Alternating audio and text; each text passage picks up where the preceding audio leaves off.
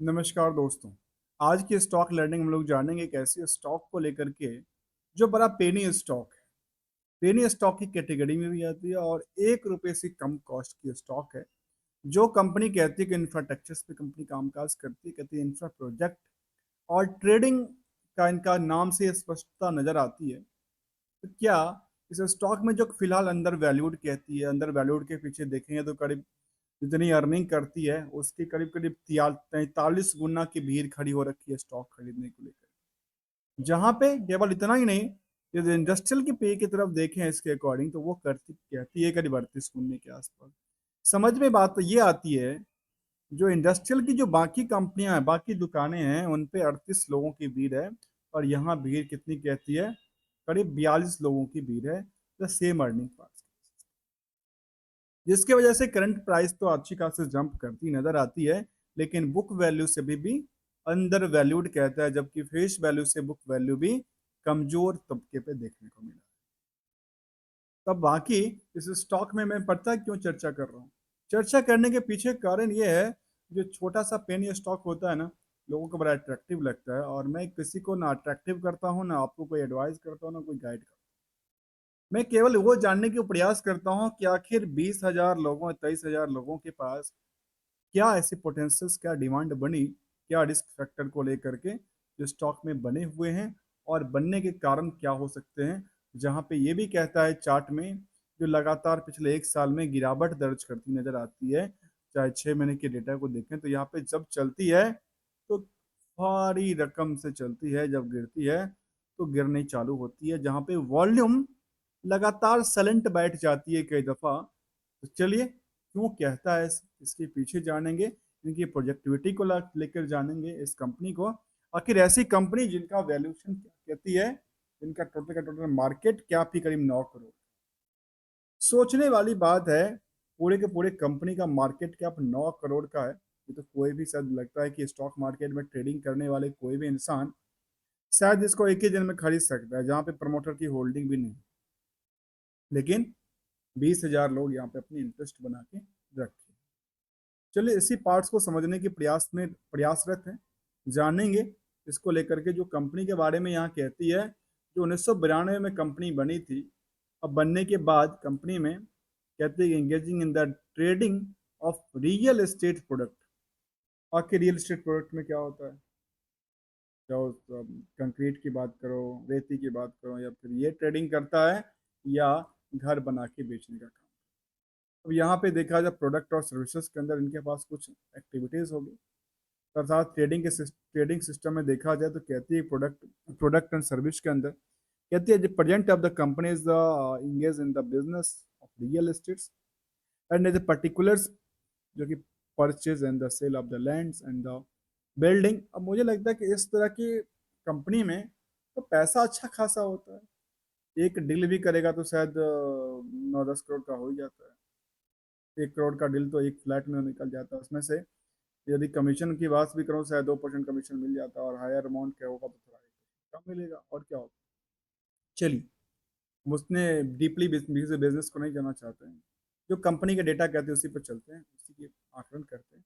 जहां earning per share केवल कहता है दो दो पैसे का, फेस वैल्यू 1 का, जहाँ पे भीड़ करीब 43 गुने की भीड़ है। आरओसी की बात में तो करीब 0.40, और आरओई की बात में 0.4। प्रमोटर्स का कोई होल्डिंग नहीं, प्लेस का कोई सवाल नहीं उठता। तो इंडस्ट्रियल कैपेसिटी के बेसिस पे देखा जाए तो इसमें लगता है कि अभी भी ये ओवर वेटेज हो चुका है, मतलब लोग यहाँ पे ज्यादा भारी भरकम लोगों में आ चुके हैं। यहाँ पे 12 करोड़ शेयर कहता है। और इस जो ईपीएस है, ईपीएस को इम्पैक्ट करने वाला दो चीज को हम ध्यान रखेंगे, क्योंकि ईपीएस वो पार्ट है जो एक प्रॉफिट के आकलन के बेसिस पे दिखता है, जिसमें जितना भी प्रॉफिट हुआ उसको नंबर ऑफ शेयर से डिवाइड कर देंगे तो ये पार्ट जनरेट होता है। अब इस पार्ट के पीछे दो कारण, दो वजह हैं। एक तो ये जानने की जरूरत है कि क्या डेट टू इक्विटी क्या कहता है, और second is the current ratio क्या। इन दोनों को जानने की जरूरत है। ये आखिर क्यों है? क्योंकि ये पीएल को एक का काम है उसको दबा के रखना, ऊपर से ऊपरी सतह से दबाना, और एक का काम है निचली सतह से जनरेट करना। अर्थात प्रॉफिट को बुक किया जाता है, और वो सेल्स में कौन सा सेल? जो उधार कहते हैं, उधार सेल्स में कितना रिस्क है वो शायद आप जानते होंगे। तो चलिए इसका भी हम क्या करेंगे, रिस्क फैक्टर की बात करेंगे, इसीलिए हमने इसका नाम रखा है R2R।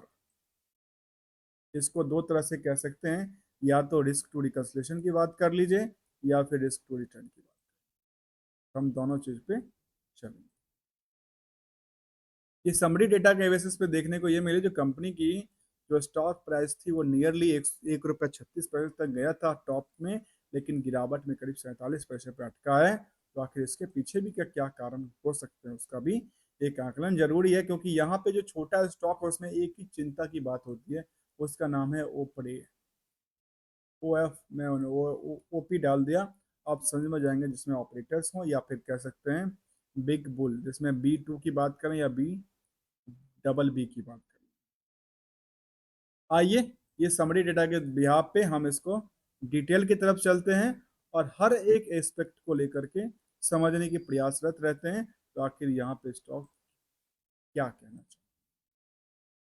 तो अभी तक आपने यदि चैनल को सब्सक्राइब, वीडियो को लाइक नहीं किया है तो कर लीजिए, क्योंकि यहाँ पे देखने को मिलती है जो upper circuit, upper circuit, upper circuit, upper circuit, lower circuit.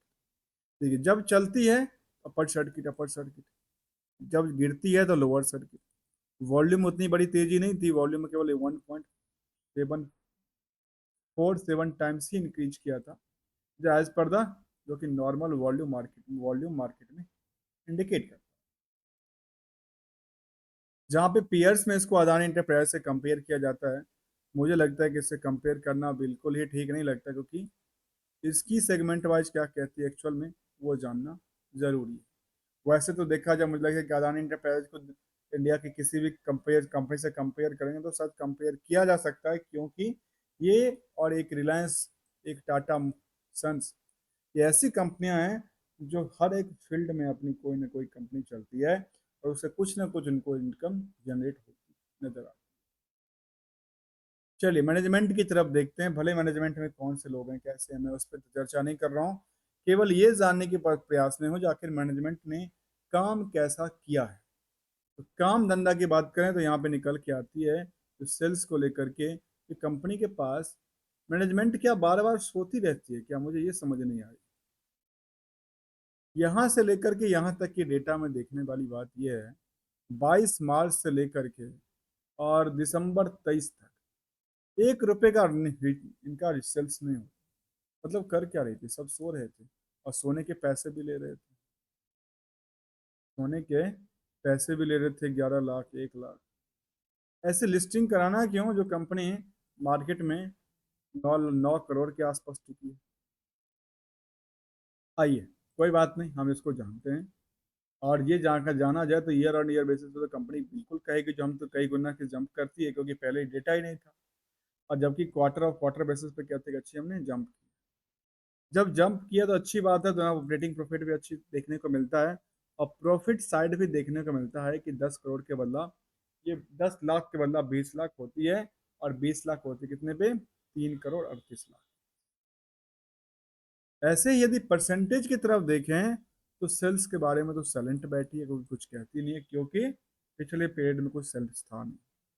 Operating expenses की बात करें तो कहती है कि 18% से ज़्यादा की ग्रोथ हुई इसमें एक्सपेंसेस हैंड में, जबकि नेटवर्थ नेट इनकम के सोर्स में कहती है करीब 3900% के नियरली इन्होंने उछाल लगाती नजर आई। एबिटा की तरफ देखें तो कहती है 6200% से ज्यादा की यहाँ भी देखने को मिलते हैं मोमेंटम। तो क्या ईयर ऑफ ईयर के बेसिस पे कंपनी ने अपने परफॉर्मेंस को कुछ नजर डाला है कि नहीं डाला। तो देखिए इसको यदि हम सेल्स को देखें तो सेल्स के बारे में लास्ट कुछ सालों के डेटा में पिछले साल तो कामकाज किया नहीं, इसके बाद कंपनी ने कामकाज किया था, लेकिन कोई रिटर्नेबल नहीं था ज़्यादा। तो 18 लाख 20 लाख का सेल्स करती है। अब मुझे ये समझ नहीं आया उन्होंने अपनी मार्केट से एक फंड रेज कितना, फंड रेज करने के बाद इनका स्टॉक लिस्टेड कितना हुआ उसका गया, यह देखने को मिला। इसके अलावा इनका ऑपरेटिंग प्रॉफिट बन गया और नेट प्रॉफिट में क्या था, 3 लाख टोटल बना। तो 3 लाख बना कितना पता है, 1 करोड़ 78 लाख के सेल्स में 3 लाख की नेट प्रॉफिट बुक। जबकि इनके पास अदर इनकम सेट्स तो कुछ नहीं, इंटरेस्ट के बाद केवल 1 लाख। और आखिर क्या है, एक तो यहाँ पे ये देखने को मिला कि यहाँ पे ऑपरेटिंग प्रॉफिट के बारे में केवल 2%। आइए इसको भी हम एक नज़र डाल देते हैं। तो यहाँ पे कुछ साइलेंट बैठी है, जबकि एक्सपेंसेस कहती है 325% जंप के साथ, नेट इनकम कहती है 115% जंप के साथ, और ईविटा कहती है 123% जंप के साथ कारोबार कर। बात ये प्रॉफिट जो हमेशा एक बुक्ड किया हुआ वैल्यू है, इस बुक किए हुए वैल्यू के लिए हमें क्या जानना जरूरी है, बैलेंस शीट को जानना जरूरी है। इसलिए हम चलते हैं बैलेंस शीट के फिगर पे, चल उसके बाद चलेंगे कुछ हिस्टोरिकल डेटा पे। बैलेंस शीट में सबसे पहले हमारी नज़र कहाँ जाना चाहिए, और हमारी सबसे पहले नज़र जाती है बोरेंज। जहाँ 22 लाख का बोरेंज था वहां उन्होंने कितने का बोरेंज किया,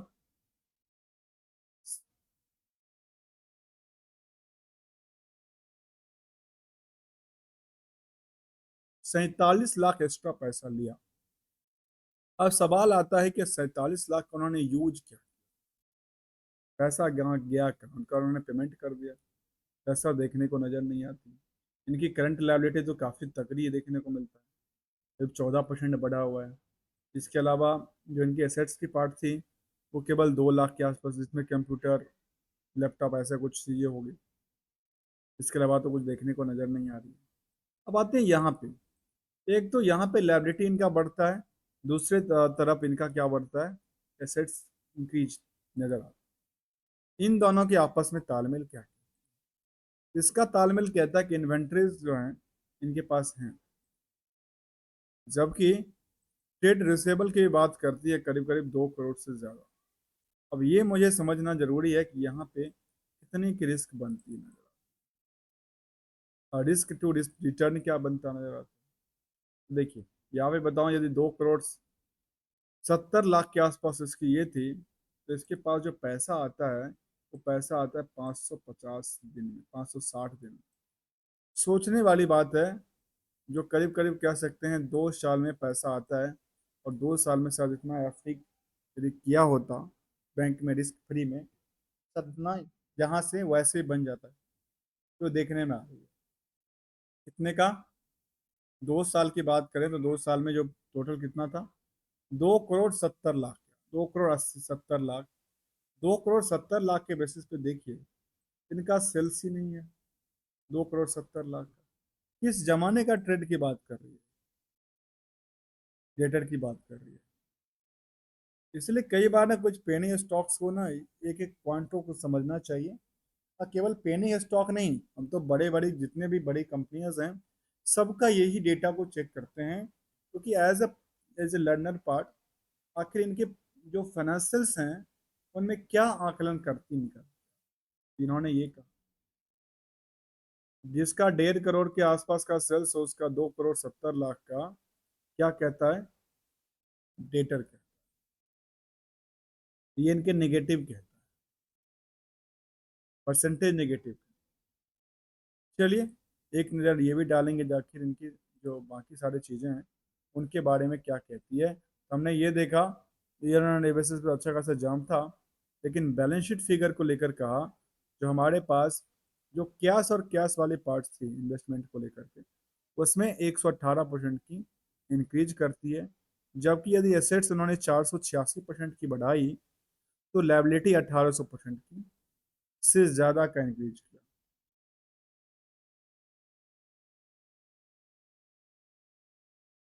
जो कि एक निगेटिव संकेत में। आइए इसी चीज को हम थोड़ा आगे चलते हैं और ये भी जाने जो आखिर ईयर और ईयर बेसिस पे है क्या। ईयरली बेसिस की डाटा की तरफ देखें हिस्टोरिकल डेटा में, तो कंपनी का सेल्स ग्रोथ के बारे में कहती है हमारे 3 साल में तो ग्रोथ है, लेकिन लास्ट कुछ सालों में है नहीं। प्रॉफिट ग्रोथ जहाँ पे इनका सेल्स किया है वहाँ कोई प्रॉफिट ही नहीं है, प्रॉफिट अगले साल में 224% कहती है। स्टॉक की प्राइस सीजीआर लगातार गिरी हुई है, रिटर्न इक्विटी की बात तो कुछ करती नहीं है।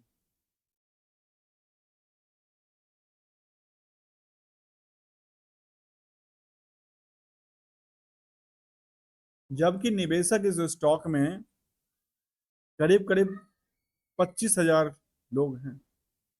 23 अभी जून तक की बात कर रहा हूँ। ये कुछ बड़े बड़े लोग बैठे हुए हैं स्टॉक लेकर के। प्रोमोटर्स का नाम कोई दिखता नहीं है। जो है वो 1%, 2%, 4% के आसपास की होल्डिंग बना के।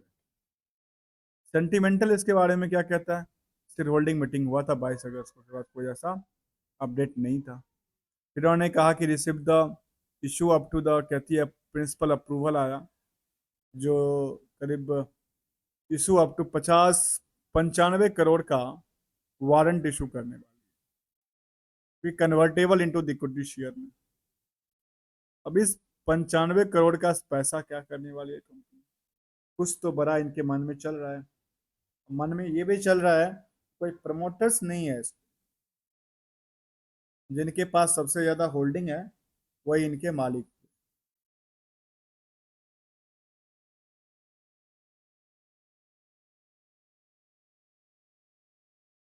यहाँ कंक्लूजन इसके बारे में ये कहता है, चार्ट देखने के बाद, पिछले साल भर से चार्ट में कुछ रिक कुछ कंसोलिडेट चल रहा था। कहती है चल तो रहा था, लेकिन जिस लेवल पे चलना चाहिए था वहां से एक बड़ा सा कप लिया। इसके बाद मार्केट ने क्या किया? गिरती नजर आई। और इस तरह के हमेशा देखने को मिला जब ये पीक पे रहती है। तो सोचने वाली बात है, मानते हैं यहाँ पे किसी ने खरीदा बल्क में, और यहाँ पे आके कट मार, और कट के मारने की वजह से मार्केट में क्या होगा? उछाल और गिरावट देखने को मिली।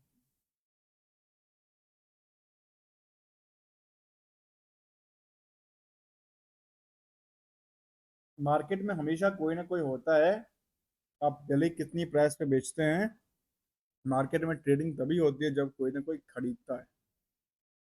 सामने वाले पार्टी कोई खरीदने के लिए एग्री हो। आइए इसी चीज को देखते हैं, एनालिसिस पार्ट को लेकर के क्या है। तो company is a debt free, book value से काफी छोटा है, और ये जो चीज है वो काफी ज्यादा देखने को मिला। इसका नाम है company has high debtors day.